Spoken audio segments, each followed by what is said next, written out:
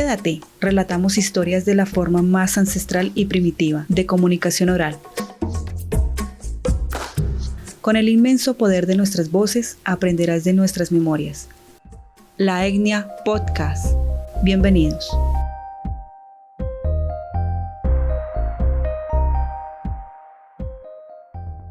Gracias por estar nuevamente escuchando el podcast La Etnia. Mi nombre es Carolina Abril desde Bogotá, Colombia.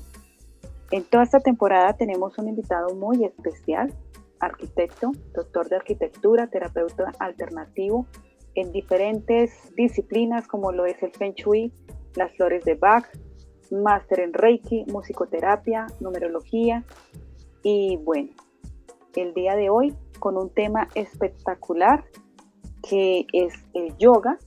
Muchas personas lo habrán escuchado en diversas, en revistas, en la televisión, y pues en este momento es creciente el interés que tiene el yoga a nivel mundial. Así que el día de hoy, Milton González nos va a hablar de este maravilloso tema, el cual se dice también que es la unión del alma individual con el espíritu universal. Correcto, Tú me dirás qué tan correcto es esto. Sí, bueno, voy a aprovechar esa introducción que hiciste, ¿no? Porque el vocablo donde se origina el concepto de yoga es yug, que significa en sánscrito unión, conexión. Entonces, correctamente, como lo dijiste, ellos lo plantean como la conexión del ser interior con el ser exterior, con el universo que nos rodea. Pero en sí, el yoga tiene se le puede decir varios conceptos, ¿no? Vamos a empezar por el concepto y luego una breve historia. Y terminamos con las corrientes y sus aplicaciones en las terapias naturales de la salud. Entonces, en la primera parte que vamos a hablar del concepto, se le considera primero una disciplina muy antigua.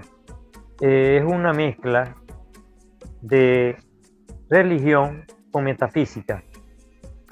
No es como quieren hacer ver actualmente en el siglo XXI, que se ha puesto muy de moda una serie de corrientes occidentales y sobre todo aquí en Latinoamérica, que han desarrollado una serie de variaciones de las corrientes originarias del yoga, como yoga pilates, dancing yoga y una serie de formaciones que realmente no son yoga como tal. La disciplina de yoga como tal proviene antes de Cristo. Hay mucha discusión sobre su origen. Hay unos dicen que se basa sobre la religión hinduista, porque la gente dice muy mal el concepto de hinduismo, lo utiliza muy mal. El hinduismo no son las personas de la India, el hinduismo es una religión de la India, una de las 4 principales religiones de la India y la mayor religión del mundo, con más cantidad de adeptos, aproximadamente 1.500 millones. Entonces se dice que la yoga proviene del hinduismo, que es la principal religión de la India, junto con los sikhs, el budismo y el jainismo. Esas son las 4 corrientes religiosas más importantes de la India, pero se calculan en 18.000 religiones diferentes en la India, para que tengan una idea, Jenny, de lo vasto y complejo que es el mundo de las creencias religiosas en la India, muchas de las cuales son politeístas y una de las pocas que es monoteísta es precisamente el hinduismo, que es para que la gente se ubique, es de donde provienen la familia Gandhi, Nehru Gandhi, Indira Gandhi, Mahatma Gandhi y toda esa familia que lograron la independencia de Inglaterra en el año 1947 a través de Mahatma Gandhi. Bueno, la yoga es una práctica que busca como finalidad la conexión entre el equilibrio, digamos mejor, entre mente, físico y espíritu. Y se calcula aproximadamente, si es según los Vedas, que es una de las bases del hinduismo, más o menos 10.000 años antes de Cristo. Pero se sistematiza, se establecen los principios organizados por los cuales se rige hasta hoy en día el yoga, aproximadamente desde hace 3.000 años, y más exactamente 300 años antes de Cristo, con un famoso escritor y teórico, filósofo de la India, Patanjali. Patanjali fue quien logró escribir los 108 principios que rigen el yoga primitivo, el yoga básico, del cual se derivaron después 8 corrientes principales, y hoy en día, bueno, son incontables las corrientes de yoga que hay. Pero dentro de las principales tenemos, por ejemplo, que seguramente tú es la que más has escuchado, porque es la que más utilizan en Occidente, tanto en Europa como en América, y también en los canales de televisión, que es el Hatha Yoga. El Hatha Yoga Sí. se basa en el yoga que trata de ver con la parte corporal, la parte física, con las posiciones que ellos realizan, que se llaman asana en sánscrito. Ujú. Las diferentes posiciones que buscan lograr, y para los fines terapéuticos, lo que nos concierne en este ciclo de podcast, hemos hablado sobre salud, tiene que ver, por ejemplo, con diversos sistemas cardiovasculares, con el sistema linfático, con el sistema digestivo, con el sistema nervioso, emocional, a nivel cerebral. La yoga como técnica de sanación y sobre todo de mantenimiento de salud es formidable, porque nos permite ese equilibrio de los 3 cuerpos. Hacen énfasis en otro principio, por ejemplo, en la respiración y en las asanas, es decir, en las posiciones físicas. Tienen posiciones muy famosas, muy conocidas, muy populares, como el misionero, el saltamonte, hay otra haciendo el movimiento de la serpiente, la cobra. Una de las más difíciles es el saltamonte, y hay unas de cabeza que son prácticamente para personas ya con cierto tiempo en la yoga. Tengo que decirte que yo me inicié en la yoga en el año 80, pero ininterrumpidamente la he practicado, así que fue hace unos años, en el 2015, con una descendiente de una corriente nueva que te voy a nombrar, que es la Kundalini Yoga, que es una de las más recientes, creada en los 70 por un maestro que es médico y a la vez un gran y escritor, el médico, el doctor Bajan, el yogi Bajan. Una de las corrientes de la yoga más reciente es una creada en los años 70, hace apenas unos 40 y algo de años, por un médico de la India.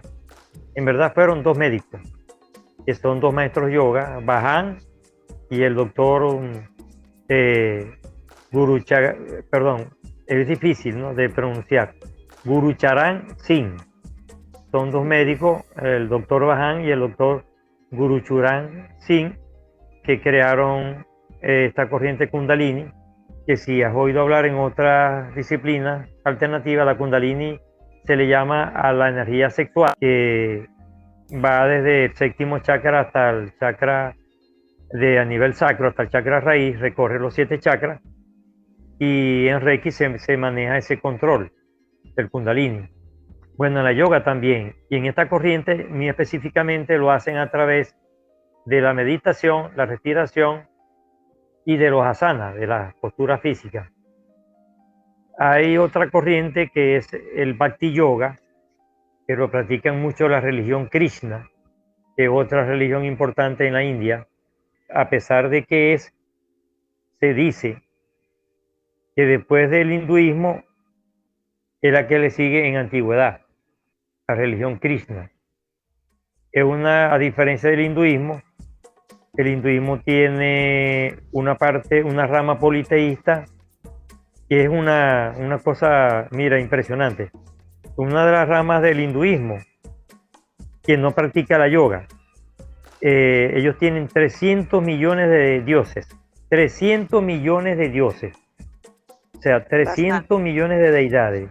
Muchísimas, muchísimas, muchísimas. O sea, yo no creo que haya una religión en el mundo, ni una cultura primitiva ancestral, que tengan más deidades que el hinduismo politeísta. Y el hinduismo monoteísta, de donde parte se dice esta yoga primitiva, la yoga ancestral, que es la mayoritaria en la India.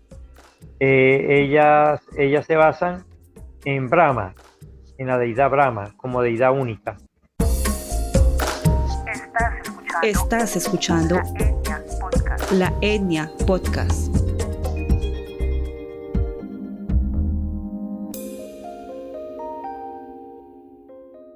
Pero también tienen una trilogía sagrada, igual que el catolicismo, que tenemos el Padre, el Hijo y el Espíritu Santo. Ellos tienen a Brahma, que es la deidad constructora, a Vishnu, que es la deidad conservadora, y a Shiva, que es la deidad destructora. Entonces se dice que bajo el control de esa trilogía funciona el hinduismo. Ese yoga tradicional de la India, del hinduismo, es el yoga que mayor utiliza la meditación como elemento de conexión y de equilibrio físico, mental y espiritual. Utiliza más la meditación que las mismas asanas, que las mismas posturas físicas, porque las posturas físicas se utilizan mucho en la Kundalini Yoga y en la Hatha Yoga, pero hay otras corrientes de la yoga, como por ejemplo la Raja Yoga, que se dice que es una de las más difíciles porque es la que maneja la parte mental. Trata de dominar completamente la mente a través del espíritu. Entonces la Raja Yoga se basa básicamente en la meditación, en el control mental. Así que podemos decir que el yoga no es puramente físico, sino que también es en su materia o dentro de su esquema de estudio, está físico, psicológicamente y también la parte psicoespiritual y obviamente la parte mental. No solamente es para tener un físico corporal esbelto. Sí, bueno, ya vamos a hablar de los aspectos terapéuticos, ¿no?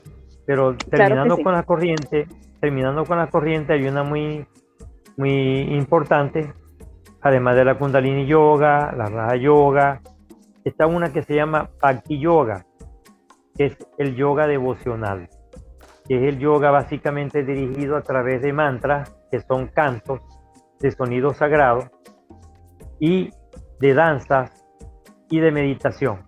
Ellos casi no trabajan la parte física, sino la parte de la respiración, meditación y los cantos, que es el yoga devocional.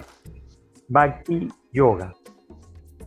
Bhakti es discípulo, seguidor, devoto. Y yoga, bueno, la disciplina de combinar la devoción y el seguimiento a una divinidad, en este caso la más famosa y conocida en India es la religión Krishna. Se adoran a Krishna y a una serie de deidades porque los Krishnas son politeístas. Ellos tienen varias deidades como Ganesha, tiene a Agni. Cada deidad significa el dios del viento, el dios de la guerra, el dios del fuego, el dios de la prosperidad, tienen a Lakshmi. Pero hay algo común en todas las disciplinas yoga, en todas las corrientes yoga. Uno, la respiración, porque la respiración es el control de la energía, que los japoneses llaman ki, y los chinos llaman chi. Para la India, el controlar la respiración es controlar la vida. Por eso que este médico que se hablaba, Bahan, en los años 70, se fue a los Estados Unidos y fundó esta corriente Kundalini Yoga y escribió un libro muy famoso que se llama Respira Vida, porque él dice que mediante la respiración es que podemos tener ese aliento que nos da la vida. Tú puedes estar, sin alimentarte y sin comer horas, días en ayuno, pero intenta estar sin respirar, no puedes. No puedes porque no hay oxigenación cerebral y te mueres. Ujú. Entonces, esto indica la importancia que ellos le dan a la respiración. Entonces, ¿qué hace la respiración? Equilibrar ese cuerpo físico, ese cuerpo mental, y tratar de hacer terapia en nuestro cuerpo a través de un control de enzimas, hormonas, pensamientos, sentimientos, estados de ansiedad, estados de pánico, estado físico como rigidez en las articulaciones, mal de Parkinson, hay otros problemas como neurofisiológicos de personas con cierta discapacidad que también nos ponen a hacer yoga porque tienen problemas de equilibrio, problemas de coordinación para caminar, ciertos temblores en las manos. Entonces pueden ser congénitos o pueden ser producto de algún trauma, algún shock o alguna enfermedad. Aquí aquí no, yo creo que en toda la América, hace como unos años, creo que en el 2014, la chikungunya, la Sí, famosa chikungunya, ¿ok? Era una virosis similar al COVID, pero no tan mortal como el COVID. propagado por los Porque zancudos. sí, correcto. La chikungunya en algunas personas le dejó como secuela un malestar el psicomotriz tanto en pierna como en manos, en brazos. Entonces se utilizó mucho, por lo menos aquí en mi ciudad, en Maracaibo, Venezuela, se utilizó mucho la yoga para tratar de, con la postura de los asanas, la meditación y la respiración, lograr con el Kundalini Yoga y el Hatha Yoga una mejoría muy grande en la chikungunya. Una vez pasado aparte de la gripe, pues de la tos, de la flema, de la fiebre, de los dolores de los huesos, habían personas que tardaron hasta 8 meses en recuperarse, que se envejecieron totalmente, y la yoga regenera mucho, porque la yoga hace que se activen ciertas glándulas, que ya vamos a hablar de la glándula principal que activa, que es la glándula pineal, en una zona que se llama epitálamo, que está entre los dos hemisferios cerebrales, el izquierdo y el derecho. Ujú. Es muy pequeña, no llega a 2 centímetros, tiene aproximadamente entre 15 y 18 milímetros de tamaño, y era forma de una piñita de un pino, por eso viene el nombre pineal. Y su principal función es producir la hormona de la melatonina, que es la hormona que controla el ciclo onírico o el ciclo de descanso o sueño.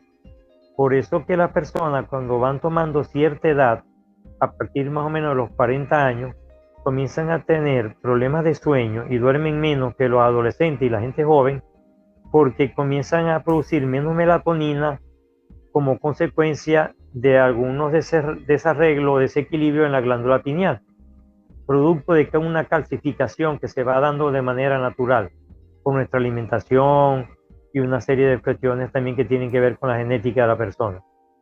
Entonces, ¿qué hace la yoga como terapia de mantenimiento?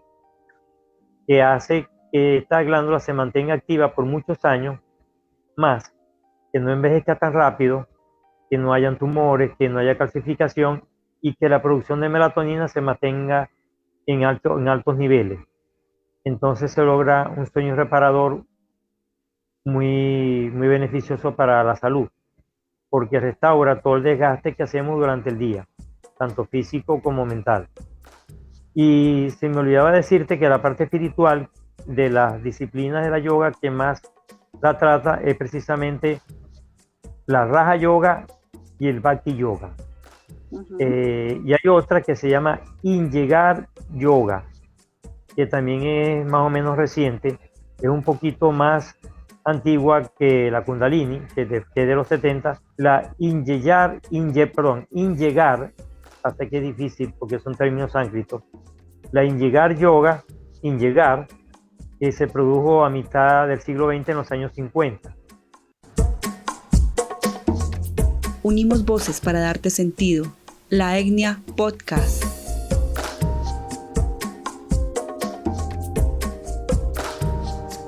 Y todavía hay escuelas que hoy en día practican mucho sobre todo en España, hay muchos seguidores de Iyengar, al igual que en la zona de aquí del norte de América, en esta zona de Colombia, incluyendo Centroamérica con Panamá, Venezuela. Hay muchos seguidores de la corriente de Bhajan, que es el Kundalini Yoga, y del Hatha Yoga, que es la que se basa en las posturas físicas. Entonces, bueno, la yoga es una disciplina que también tiene una particularidad. Son vegetarianos. Todos los que practican yoga de manera seria son vegetarianos. No comen carne. Porque ellos creen en la reencarnación. Entonces ellos dicen, dentro de su principio filosófico, que comer carne es un ser vivo que tiene un alma y tiene un espíritu y por lo tanto no se debe comer. Entonces que la alimentación debe ser vegetal. Entiendo. Entonces ya por allí hay una contradicción que muchas preguntas me han hecho, muchas personas me han preguntado cuando iba a algunas entrevistas, radio y televisión, me decían de qué problema había con la yoga, de que habían personas de diferentes religiones que las practicaban. Y yo les decía que sí había problemas, porque hay religiones muy abiertas y hay religiones muy flexibles, pero hay religiones muy cerradas. Por los latinoamericanos, que son las corrientes cristianas, los que manejan las corrientes evangélicas, los testigos de Jehová, los pentecostés y otras ramas que no son la católica, todas ellas están en contra de la meditación oriental, porque la meditación oriental cree en una deidad que es diferente a la deidad católica. Por lo tanto, están en contra de la yoga. Entonces, lo que hacemos yoga y somos católicos, lo hacemos no de una manera tan pura y tan estricta como lo hacen las personas que no son católicas, que simplemente siguen estas religiones de la India, porque hay personas que practican yoga que eran católicos y ahora siguen a maestros como Satya Sai Baba, como Mahoma, los musulmanes, siguen a Krishna, siguen, bueno, a tantos maestros, a Buda, y unos maestros nuevos que surgieron en el siglo XX, que ya algunos han fallecido en su mayoría, como el caso, por ejemplo, de Sri Chinmoy, que fue coordinador muchos años del Centro de Meditación de la ONU. Yo fui discípulo un tiempo de ese maestro, que por cierto, es una curiosidad, ¿no? Esa corriente de cultura, de religión de India, la que practicaba este maestro Sri Chinmoy, fíjate, la yoga que hacían era basada en la meditación y el trote, el running.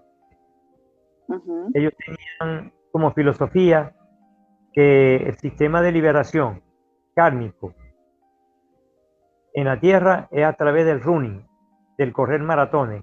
Y ellos tenían, o tienen todavía, porque existen como congregación. El maestro murió hace unos años. Él vivía en Estados Unidos, en Nueva York.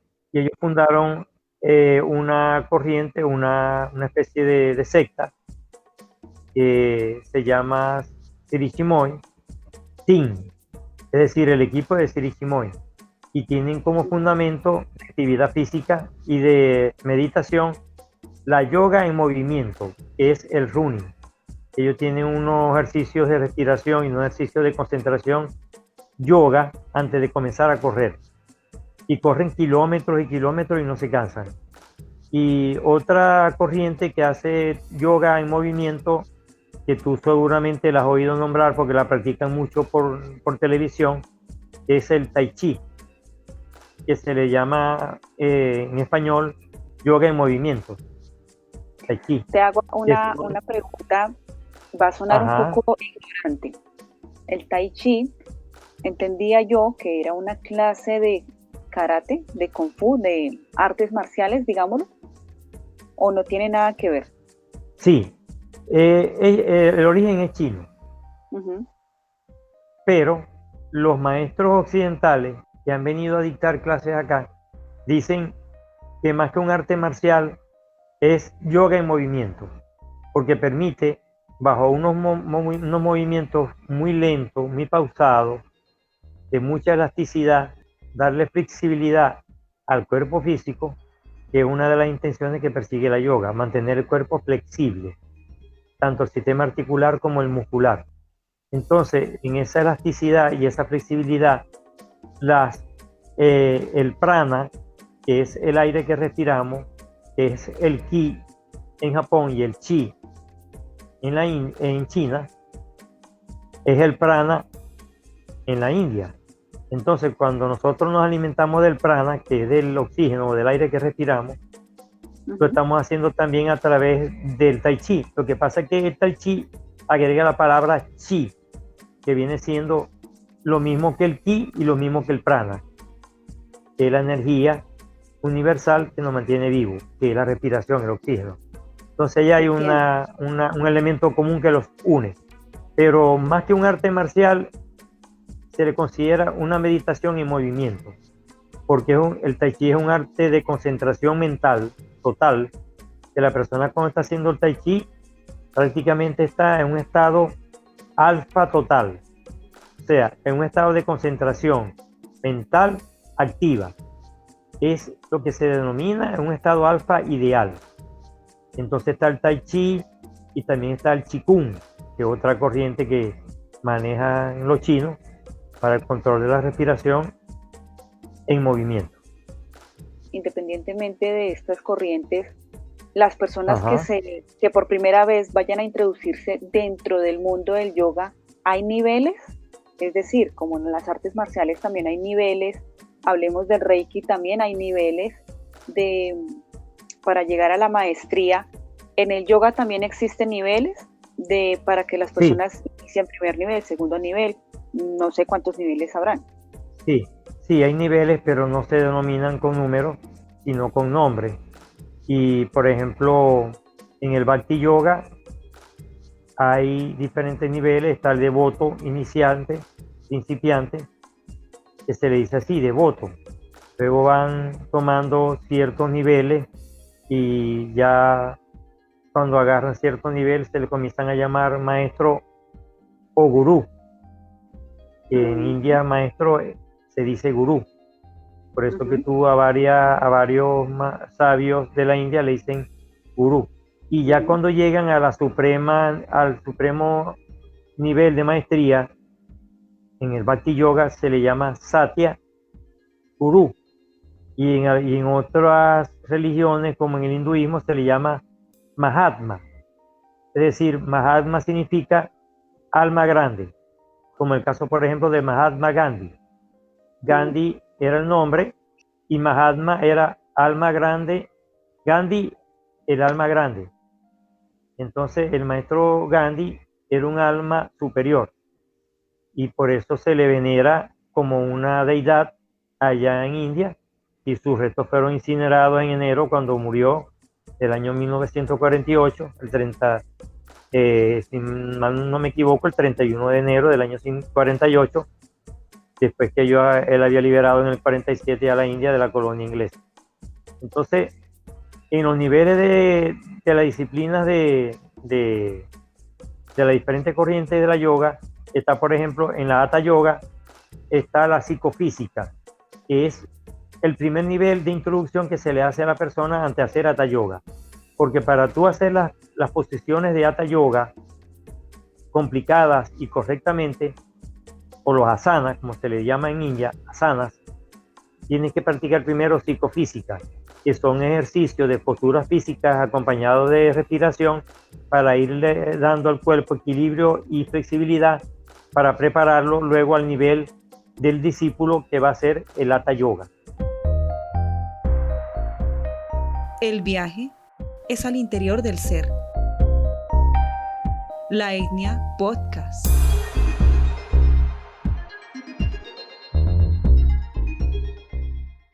Y dependiendo, cada corriente tiene diferentes nombres.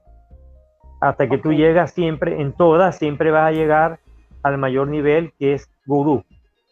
En cualquiera de las corrientes que tú practiques yoga, vas a ser el mayor nivel, va a ser gurú, el maestro.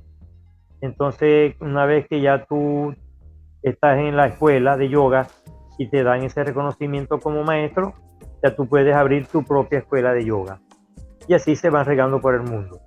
Hubo una escuela muy particular que seguramente en muchos países latinoamericanos y en Europa la conocen porque es reconocida por la UNESCO. Incluso le generan fondos económicos y la mantienen, que es la GFU, la Gran Fraternidad Universal, que la fundó en los años 50, precisamente en Venezuela, un doctor médico francés que se vino acá a Venezuela, invitado por una serie de personajes que estaban acá, que vinieron de la posguerra, y fundaron en la ciudad de Caracas la Gran Fraternidad Universal. El doctor Serge Ferdinand de la Ferrier, que es el fundador de la Gran Fraternidad Universal. Ellos practican yoga, pero practican una yoga que es un híbrido, es una mezcla de Hatha Yoga con Bhakti Yoga y con Kundalini Yoga. Fíjate lo complejo. Practican la meditación, practican los cantos o los mantras, practican la respiración, las asanas y el manejo y control de la energía sexual del Kundalini. Y por supuesto son vegetarianos. Todos los que pertenecen, yo pertenecí muchos años a la Gran Fraternidad Universal y ahí también hay diferentes niveles, al igual que hay en los Rosacruces, en esas sectas. Se le puede considerar una secta, vendría siendo como una secta, la Gran Fraternidad Universal. Así como está la Fraternidad Rosacruciana, y como están estas personas en las cuales estuvo Francisco de Miranda, Simón Bolívar, que ahorita no recuerdo, los masones, los masones, sí, que también es otra secta. Son diferentes sectas que practican la meditación, pero ya más inclinada a la parte occidental que a la oriental. Pero esta Gran Fraternidad Universal es un híbrido que mezcla costumbres occidentales con costumbres orientales, y fue creada por un francés, imagínate tú. Entonces, pero es mundial, está en todos los países del mundo y es avalada y reconocida por la UNESCO, que es la rama de la ONU que maneja la parte cultural. En el yoga hay que tener ciertos parámetros, es decir, podríamos llamar obligaciones o prohibiciones. Las personas que ingresan como acabas de decir, que secta, que ingresan a este grupo de personas o a esta comunidad de yogers, ¿tienen obligaciones, tienen prohibiciones, o digamos que son comunidades abiertas a que la persona pueda desarrollarse como en su libre albedrío o en su libertad completa?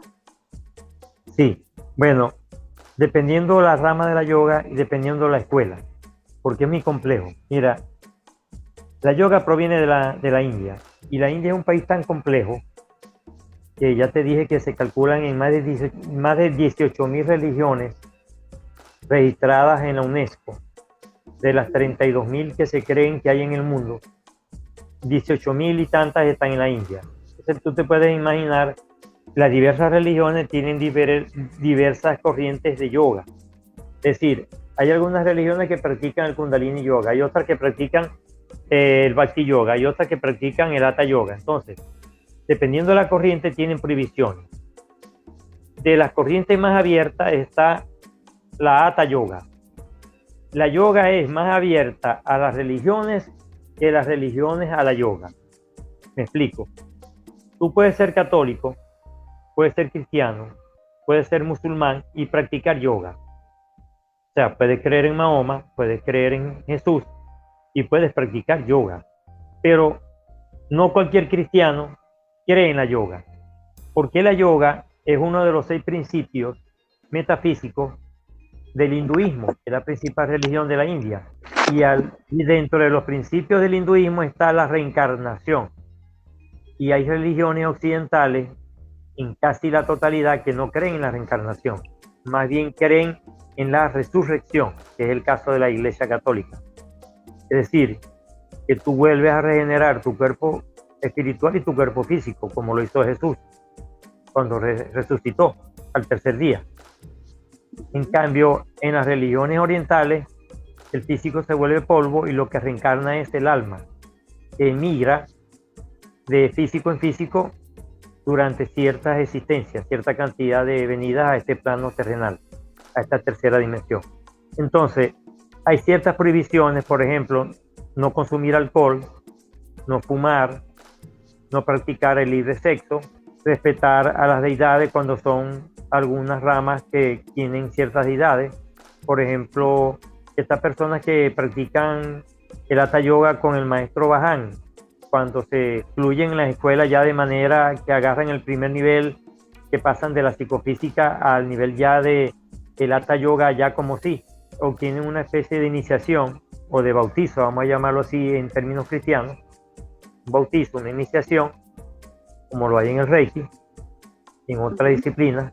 Entonces, bajo esta iniciación, ya la persona se compromete con ciertos parámetros, no de que dejen de creer en Jesús, ni en Mahoma, ni en muchos maestros como Sai Baba, ni en muchos maestros que han venido posteriores a Jesús, sino que les prohíben ciertas costumbres que nosotros tenemos normalmente, como beber alcohol, beber licor, tener sexo libre, tener varias parejas, no practicar la meditación. Es imprescindible practicar diariamente la meditación, incluso varias veces en el día, practicar el canto de mantras. Para que tengan una idea, los mantras son sonidos sagrados. En mi libro de musicoterapia dedico un capítulo especial a los mantras, que son sonidos que obedecen a unas notas musicales clásicas, do, re, mi, fa, y activan cada mantra específico para cada chakra. Esa información la pueden obtener en uno de los capítulos de uno de los libros que hemos mencionado en anteriores podcasts, que es la musicoterapia, el libro de musicoterapia, que publiqué junto a mi hijo Juan Andrés González. Entonces, bueno, estos mantras, estos cánticos, estas danzas, en algunas religiones occidentales no son bien vistas. Por ejemplo, tú ves una danza Krishna alrededor, en forma de círculo, en la oración a la deidad, que la hacen todos los domingos. Tú dirías, bueno, estas personas están locas, ¿cómo es que están danzando en esa forma y esos cantos locos? Tú dirías que no son. Entonces, eso no es muy común verlo en la religión cristiana. Que de paso te digo que también en la religión cristiana hay varias corrientes, hay aproximadamente 32 corrientes cristianas, están registradas en la UNESCO. La UNESCO tiene una sección cultural dedicada al culto y las religiones. Por eso que he nombrado tanto la UNESCO, porque me gusta hacer de manera científica y objetiva la opinión sobre religiones, porque tú sabes que manejar las religiones, manejar credos, sentimientos, afectos y creencias, que muchas veces solo son creencias basadas en la fe, en aquello que no se ve, pero que para muchas personas existe. Entonces, yo respeto eso, y para no herir a las personas que oigan estos podcasts que tengan alguna religión definida, me remito siempre a fuentes científicas, como el caso de la ONU y de la UNESCO, que es la que coordina todas estas creencias, sectas, filosofías y todas estas escuelas iniciáticas, como los masones, los rosacruces, los creyentes de los esenios y muchas corrientes más que existen en el mundo, ¿no? Tanto occidental como el mundo oriental. Podríamos decir que no es necesario hacer distinciones, es decir, que el yoga, este es mejor que este, o que este es peor que aquel, que el yoga como tal, desde de toda la explicación que has dado, yo lo tomo de la siguiente manera, que es como el mundo, pero no quiere decir que ese sea mejor o que sea peor que otro tipo de corriente. Cualquier persona puede elegir dónde puede... Correcto, y incluso tú puedes practicar varias corrientes de yoga, porque no chocan entre sí, solo que algunas tienen más restricciones que otras. Por ejemplo, dentro de las 4 religiones principales te hablé del budismo, te hablé del hinduismo, te hablé del jainismo y de los Sikh.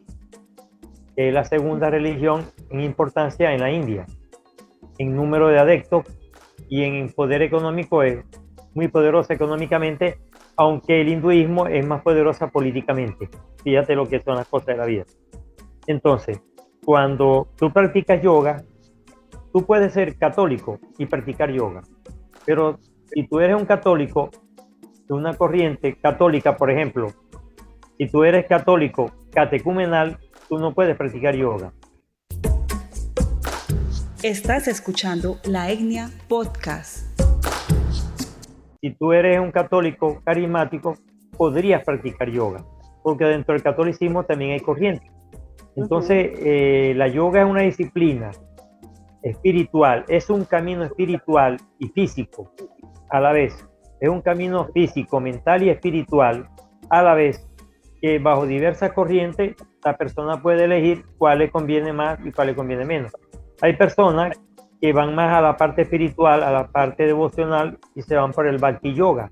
Y hay personas que van más a la parte de la figura, de la esbeltez, de la salud física, que practican el Hatha Yoga, el Kundalini Yoga.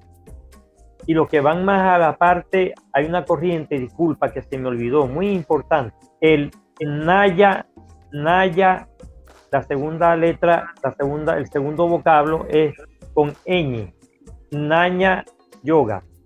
El Nyaya Yoga es el yoga del conocimiento, en el cual no se practican los asanas, sino que se practica la respiración, la meditación y la investigación en el conocimiento interior.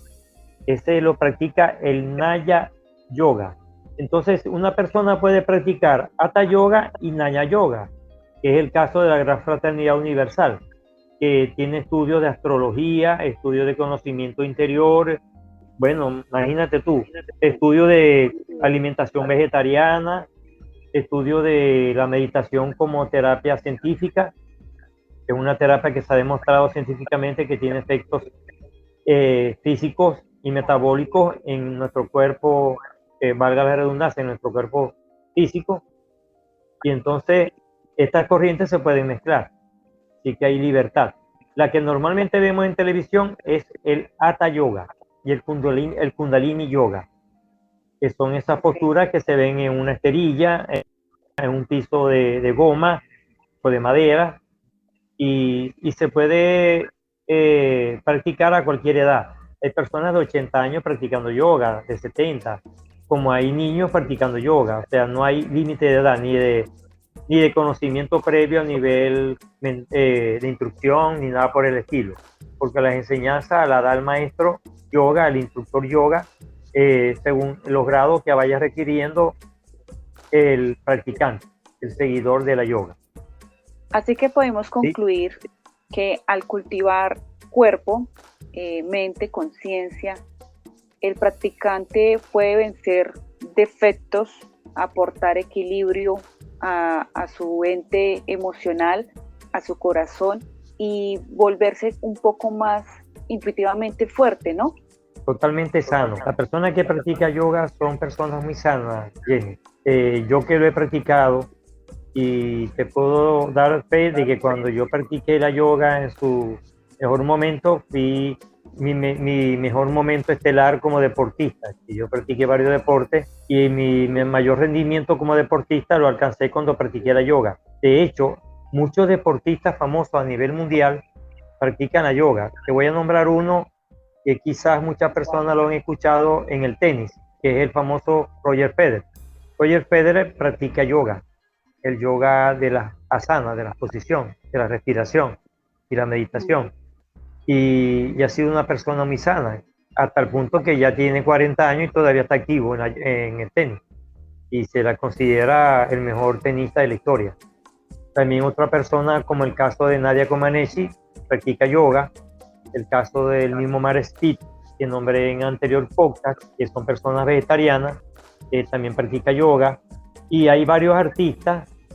También hubo boxeadores. Hubo un boxeador muy famoso nicaragüense que practicó yoga, Argüello, fue campeón mundial hace muchos años, en la década de los 80.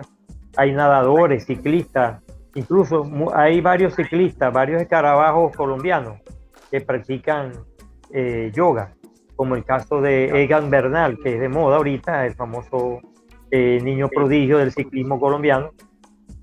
Ellos practican yoga porque les aumenta la capacidad cardiovascular y cardiorrespiratoria y tienen una resistencia física excelente, un gran nivel de salud. Y el sueño lo hacen de una manera muy relajada, con respiraciones profundas antes de quedarse dormido en la onda cerebral Theta o Delta. Entonces, una práctica muy saludable y muy recomendable. Yo de verdad le aconsejo a cualquier persona, sobre todo si sufre problemas de tipo emocional o espiritual, tengan como disciplina de práctica diaria la yoga. Y suelen ser económicas las escuelas de yoga. Yo creo que es un principio de cultura oriental, que es una manera de hacer servicio a Dios, que es que los costos no son altos, suelen ser económicos y asequibles a la mayoría de las personas. Este podcast estaba dedicado prácticamente a lo que es el mantenimiento después de sanar, ¿no? Sanamente en cuanto a mente, cuerpo y espíritu. Así que el yoga es una forma de hacerlo, una manera de hacerlo. Si vibra con el yoga, pues puede incluirse en él, introducirse y pues aprender de esta manera para que el desarrollo intelectual como adulto, o también si quieren desarrollar el intelecto a los niños, y que de esta manera la parte emocional también sea muy bien protegida por medio de estas respiraciones y meditaciones y posturas que toma el yoga. Sí, correcto, excelente tu conclusión, Jenny.